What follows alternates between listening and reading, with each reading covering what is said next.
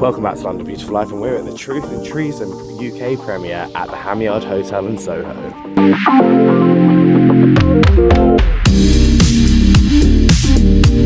We're here at the UK premiere, London premiere. How does it feel to be here? It's hard to describe. I'm floating right now. It's been a long journey to tell this story to the world, and to be here to London to premiere, it really feels like a culmination of a 2-decade journey. So what drew you to want to do this story? In 2001, on June 6th, I sat down across from an old man named Karl Schnibbe. He was Helmut's best friend, and he was the last surviving member of the Hübner group. And he shared his story with me, and he asked me to share it with the world. And I said I would. And so I and my partners on this have just we want to honor Karl, we want to honor Helmut and Rudy and Salomon, and try and tell their stories the best we can. When you have to do a true story, do you feel the pressure on conveying that on screen? Is it more of a pressure to do that? And also, does it affect you having to really learn about these lives that are true? It's been one of the great blessings of my life to learn about these real people, to learn what Helmut did, what Karl and Rudy and Salomon did, but also to learn about the Gestapo agent, Mussner, this very, very difficult and complex character, to learn about him. So taking these real stories and then creating a film, the people want to go see and be entertained.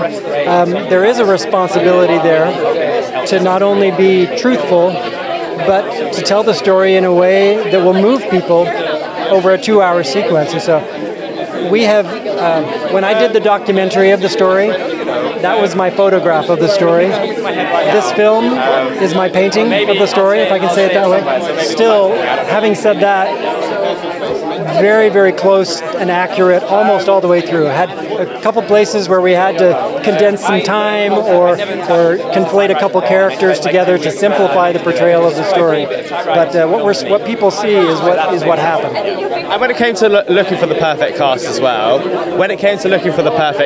how did you find the perfect cast? So we had an incredible casting director here in London, Sarah Travis, and with Harry Gilbert. And we looked at a lot of we had the star of this show, the main character is a 16-year-old. And so we knew that we had to find a wonderful young actor that could carry this film. And I looked at a lot of self-tapes, a lot of young actors, and amidst over 100 of those, I saw this young actor I didn't know named Ewan Horrocks. And even in that little self-tape, I could see something. And so we actually came over to London to meet him and other actors in person. And it's just, I just knew as soon as I met him in person, this is the kid that can carry this role, and he just killed it. And then surrounded by, an incredible cast. That's one of the greatest blessings of this whole process for me, has been the cast.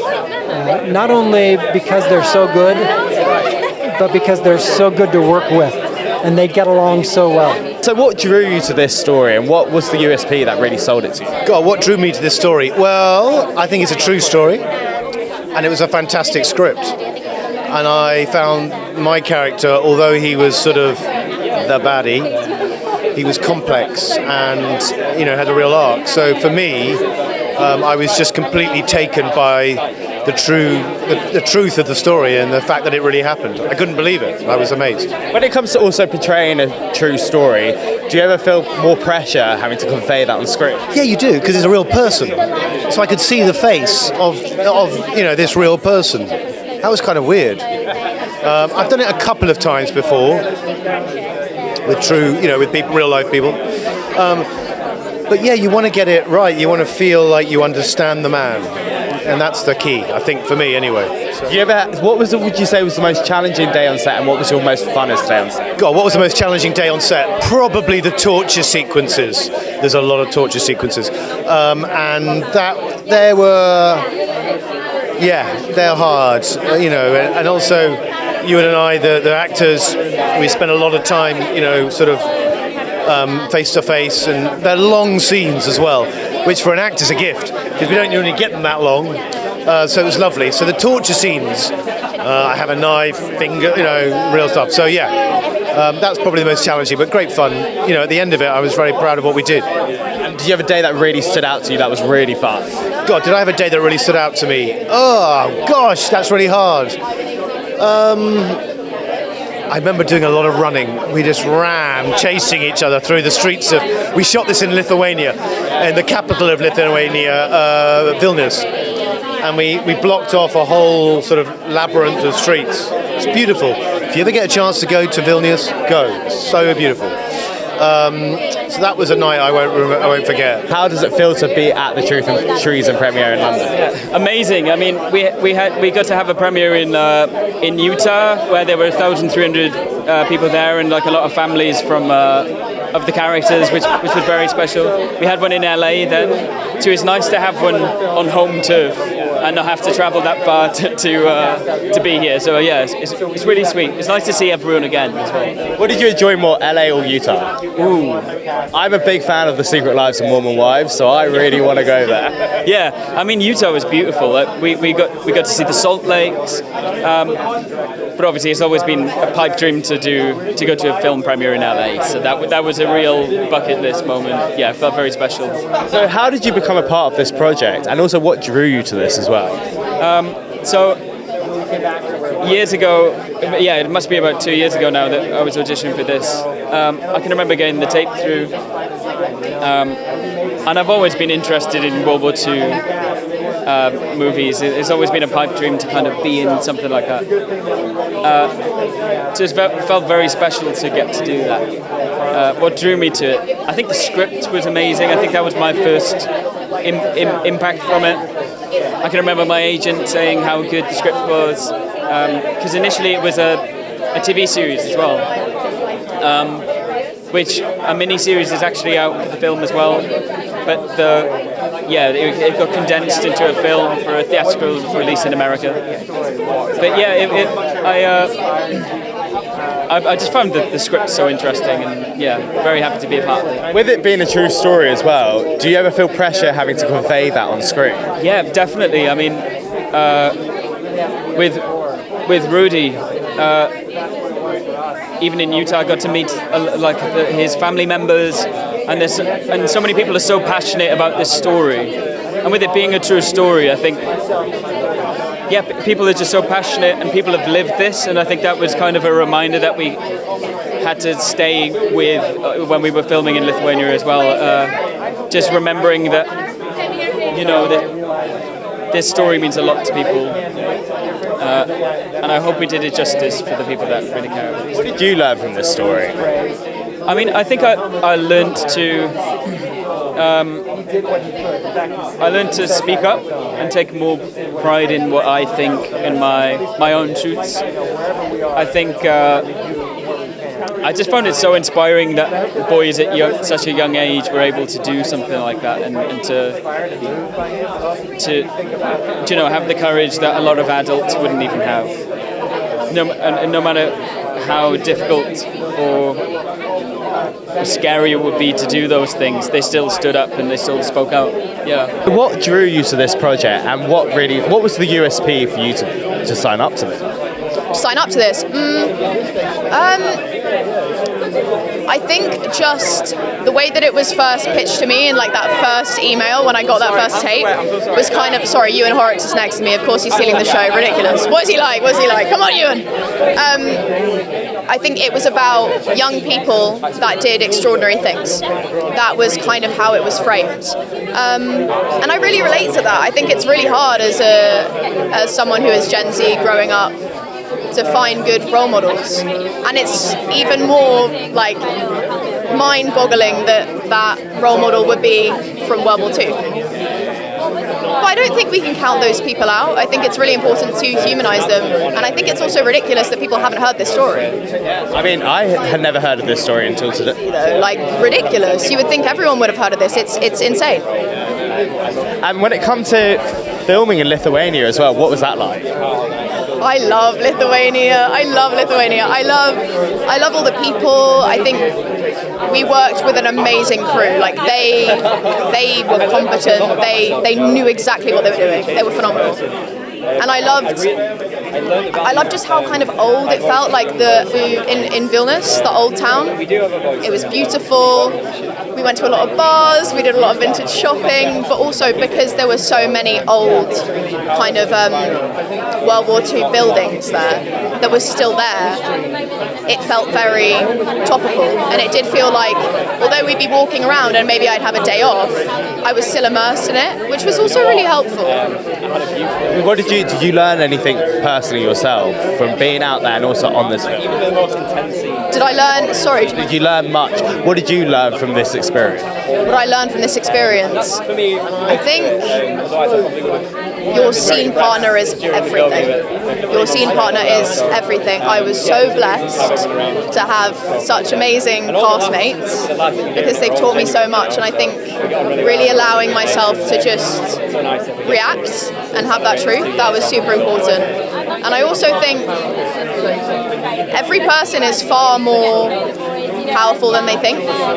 I've realised that doing this film. I never thought I'd be a part of something so fundamentally important, but we can all do amazing things, and we can all do things that are important. And I think increasingly in today's age, it is important to do these defiant acts. It is important to speak in any way you can, and I think anyone who tells you, especially as a young person, that your voice is unimportant is trying to get you to not speak because they know it is important.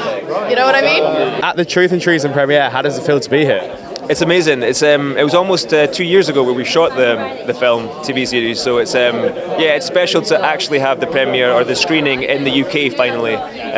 It's a good event. Yeah. So what drew you to this project, and how did you become a part of this project?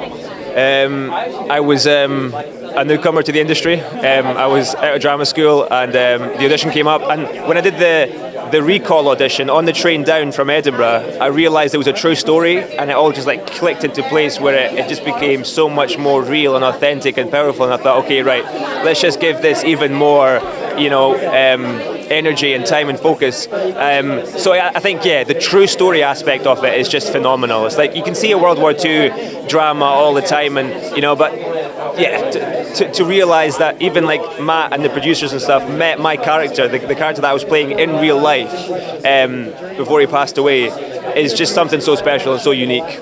Do you ever feel there's pressure as well to convey a true story on screen for audiences? There is a pressure, especially because like Matt and the directors met the guy, several times. But then you realise, okay, if I've been cast as this guy, clearly my instincts and my energy align with who the real guy was to a certain extent, that they trust me enough to play him. So the pressure was kind of taken off when I got the role, and I did the first few days of shooting. So it wasn't a big stressful thing after a while, because everyone was so nice, and it was a really wholesome experience actually, man. It was great. You got a day that really stands out to you as well, like a day that you really, really enjoyed, or a day that was really challenging?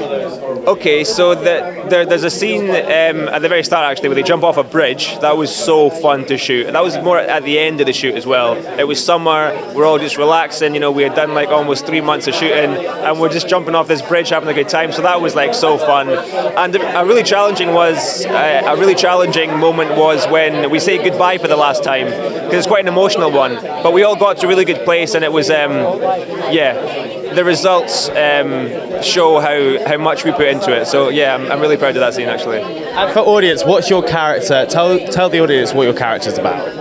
So my character is a young rascal at the start. He gets into fights. He's got a bit of bravado, a bit of kind of jokey kind of energy to him. So he doesn't seem that kind of deep or rounded at the start. But then once he gets into the resistance movement and becomes a deeply loyal resistance fighter and friend, then he matures, and he's way more interesting because he's got that different side where people think, okay, he's a good guy. He cares for his friends, and he won't you know, he won't give up what that is. So yeah, to have that journey as an actor from boy to young man, basically, it was really that's what to look out for with Carl, I think. Yeah. So we're at the premiere for Truth and Treason today. How excited are you to be here? Very excited. I missed the last two they did over in America, so I'm very happy to be here. Yes, good. Finally made it. Yeah, absolutely. So how did this project come about for you? What drew you to this project? I think the script, the writing's wonderful, and it's about four boys who, you know, were very brave and gave everything they had to something they believed in. That really, yeah. When it comes to a true story as well, how important is it to tell it the right way, to convey it on screen for audiences? To tell it the right way, did you say? Very important. I mean, these guys are real. They were real guys who. I mean, most of them, yeah. The other three are younger than me. I think Solomon was a little older than I am now, but. I mean, the fact that they were real and they really went through this stuff is so important. I mean, it's an honour to step into their shoes because Solomon was so brave and, yeah. Do you ever feel pressure having to do a true story? No, I don't think so. I think less pressure, more of a responsibility to kind of, you know, do him justice and find as much truth as I can within the words that I've got. Is there a day that really stood out to you as well on set? A day? Really fun day, or even like a day that was really challenging? There was a wonderful day, my last day actually, where the four of us were up on a bridge doing the bridge jump scene, which I think is one of the first scenes. And it was just amazing to be in Lithuania in the summer in the sun. We were on harnesses attached to the bridge, stood above this river, you know, with these massive cameras on cranes. It was just like, that's just the dream. It was amazing. We're here today for the premiere. How excited are you to be here today? Oh, we're so thrilled to be in London today with this film. I mean, it's been a long time coming. We've wanted to be here for, since we made the film, because there's so many ties to Britain, to the UK, in making this film. Of course, all of our cast are British, and we cast out of London when we originally came here in 2023, I think. But, you know, central to the story is the BBC. Our main character, Helmut Hübner, that's how he learned about the truth. He listened to BBC broadcasts in German through a transistor radio, which was illegal at the time, but he was able to do it in the cloak of darkness at night, and that's how we figured out what was really going on in the war. It was through the BBC. So all that to say, you know, we're just happy to bring this story here to the UK. When it comes to producing, especially when it comes to a true film as well, a true story, when it comes to like producing a film that's a true story, do you ever feel the pressure of having to convey that properly in the correct way? Yeah, that's an interesting question. I think for us, especially Matt, the writer-director, for him to capture the true story element of this and convey it in film was really important for him. There was meticulous research in writing this script. He leaned into a lot of historical records and witness accounts. I mean, Helmut, he wrote a number of flyers, a couple dozen flyers that basically listed the truth, what he learned about the war. And so Matt was able to take a lot of what Helmut wrote in those actual flyers and integrate that into the story. So it was really important for us to keep the integrity of Helmut and his memory alive in a way that felt true to who he was. We can change things. You just have to take the first step.